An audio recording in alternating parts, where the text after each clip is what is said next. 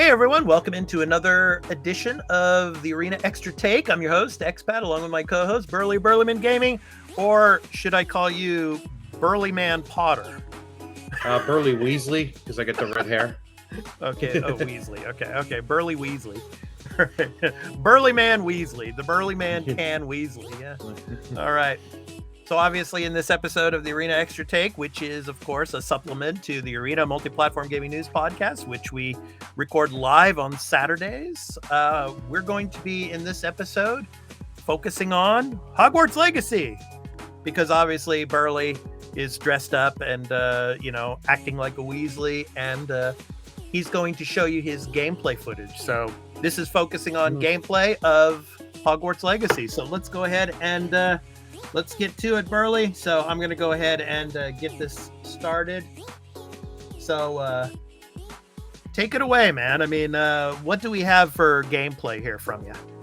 Alrighty, so we got me here loading in here. I'm just a little outside of Hogsmeade.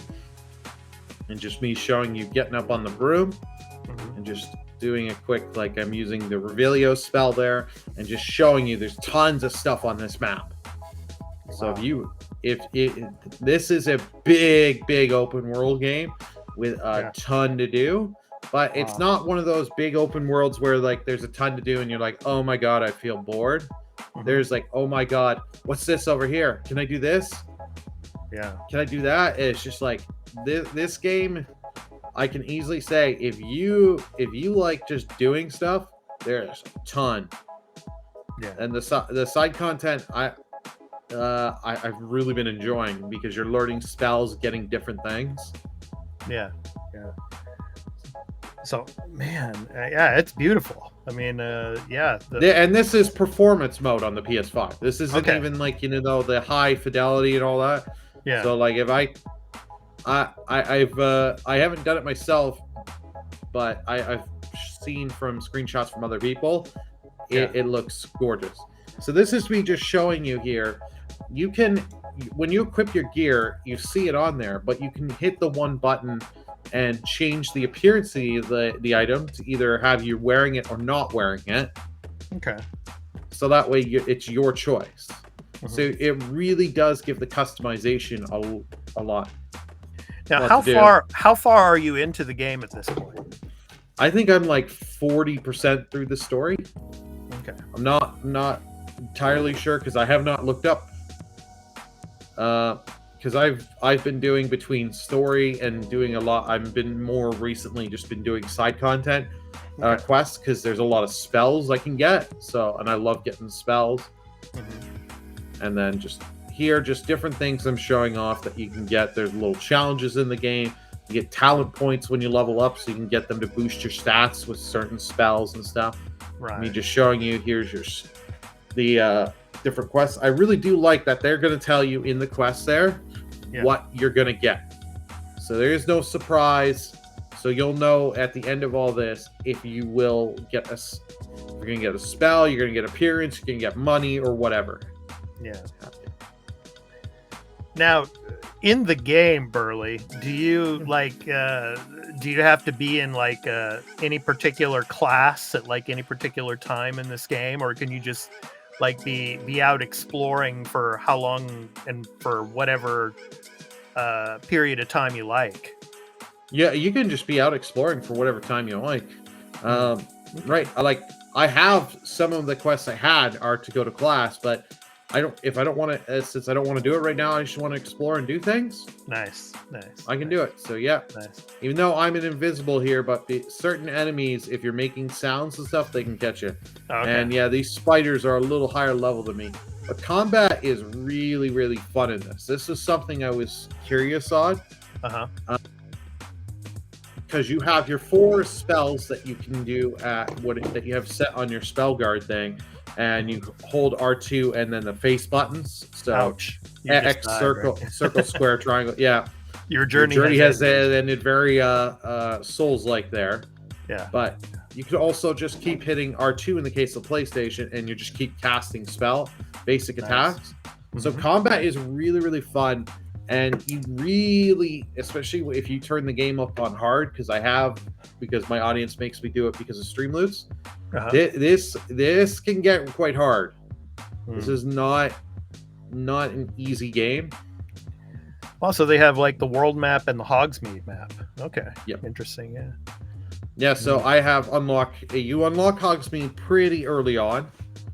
So, and the nice thing is like there's just so much you can do, because like you can easily spend, when you first fully unlock Hogsmeade, you could easily spend 2 to 3 hours just exploring, interacting with stuff. Yeah.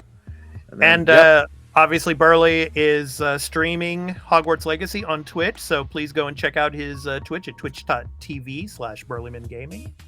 So yeah. Thank you so much for that. And so yeah, there's just tons of stuff. We're in Hogwarts Castle right now. There is tons of stuff. I'm constantly casting the one Revelio spell, because there's just stuff everywhere. So you can find little collectibles. You can find some chests, some secret passages, all sorts of kind of stuff. Wow. What is that? What is that on the left there that was glowing right there? That is your flute power. Okay. Fireplace. So those are your fast travels. I see, fast travels. Okay. So there's tons of fast travels. The map system is okay in this, because of how big Hogwarts Castle is and all the fast travel. It's easy to get confused in navigating the map. And when you're trying to select the right one, I found that a little hard.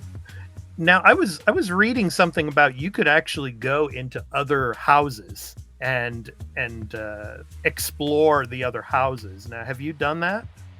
I have not gone. I tried to go into the one. I haven't gone to the other. I wasn't able to get into the other common area for the other houses. I am playing on Gryffindor house.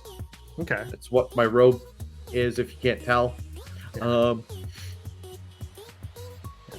And at the beginning of the game, obviously, you get your house gets chosen, right? That the sorting hat will pick the sorting hat. You have a few. Yeah. You have a few different things. When you load up the game, you can put your login from Wizarding World in, and whatever you got sorted into there, it'll pick for you. Or if you don't, it'll ask you a couple 2 to 3 questions, and then it'll pick the house for you. But the nice thing is, it will tell you, hey, you don't like that house? Here's all 4 houses, so choose. Nice. And something I have learned, because I have other streamer buddies that are streamers I know that are playing this. They're in different houses. Some of the quests do change of what you do, and the dialogue and all that, and characters involved. So it's really interesting, and it makes me want to, when my first playthrough is done, try the other houses and see. What's up with the glasses there, Burley? Is that something you like customized yourself there, or is that no? These are glasses I got, and they buff my defense quite a bit. So oh really? Okay. I could turn them off, like I said, but I just think they look so ridiculous that it's just too funny to have. Yeah. Now, with this game, are there any multiplayer aspect elements to it where like you can play certain missions with people from different houses online? No, sadly. No. No multiplayer. But we're hoping this is I'm going to say this, and this is maybe become shocking me saying this. This is a game I actually want them to make DLC, and I will give them money. Interesting. Like Quidditch, spoiler, Quidditch is not in this game. I've heard rumblings that if there's going to be any DLC, that would be the number one type of DLC that most gamers would want, is the Quidditch DLC. Oop, accidentally hit the button on my one there. Quidditch, I definitely want, but I understand because they did a lot just in this game here, all the different stuff, and that's just me hitting up on the D-pad there, and it gives you because I just started a little side quest here, and it's giving me the here's where you go. So they do give you this tracker to help you. That's nice. Because you will, trust me, you will need it in some of these. Yeah. Especially if you're me, that has a bad sense of direction and of like, where do I go? Right. I'm the same way, man. Yeah. Yeah, I love using the trackers whenever they're available. Yeah. Oh yeah. So good stuff. But this game just gives you so much variety. Like you've got the potion making you can do, and like so you can make a bunch of different potions. You can go to the room of requirement and test a few things. There's dueling you can do, dueling against other wizards. So there's just so much you can do in this. Yeah, it looks pretty, man. It looks pretty. I mean, how many hours do you think it's going to take you to complete this? Probably the story. By the time I'm done the story with me doing side quests, easily 30 hours. Okay. But like to do everything, I've heard this game can take you like 40 to 50 hours. Easily to do everything. Yeah. And then I just found this little key thing here, so I'm just trying to follow it. Now, have you run into any glitches or any bugs in the game? Okay, I've run into two minor graphical glitches. Where in one case, where like a rock that had a bunch of vines, I shot the rock up, but some of the vines were just floating in the air. So I've had like one or two instances like that. And the only other thing is I had one last night where I had to reload my save because I picked the one option for the quest, but it didn't give me the next prompt. So it was just a quick. I lost 30 seconds of progress. I see.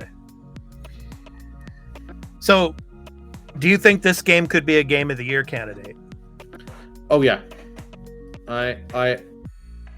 if this game does not get nominated for Game of the Year, I'd be shocked. Like the quality in this game between your combat and everything is just it's just so well done. And that this game really does make you feel you are in this world. It really gets the atmosphere and all that well.